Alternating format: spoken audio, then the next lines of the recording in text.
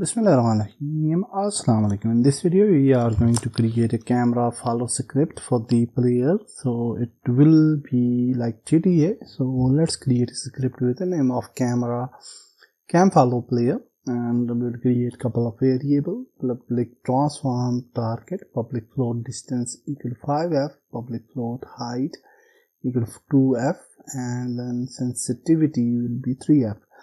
After that, we'll create mouse x and mouse y values, and we'll also get the create a lock state for cursor. So initially if we click, then cursor will be locked, and then only pressing on escape it will be visible.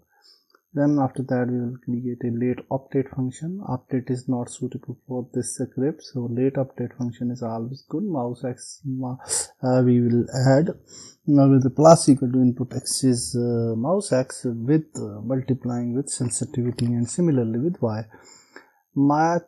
Mouse y will be equal to mathf dot clamp, and we will clamp between -30 and 60 values, so that we don't need to see on sky like 90 degree, so it should be clamped between these two values, or you can change these values as per your need. Now we will also add the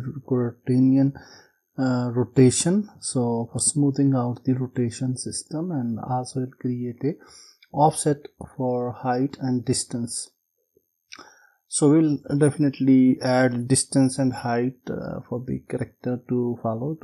You can tweak these values as we'll do in a while, so don't worry about that. Transform dot position, target dot position plus offset, and this is our whole script. We will just go to the player camera. We will add player camera under the player, and then we will make it 0 0 0, and then we will add the player follow script.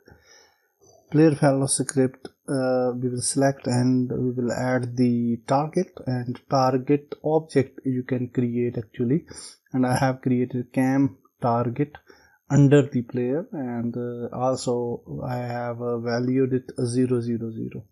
You can see my character is too far, so I will just tweak these values to get something better.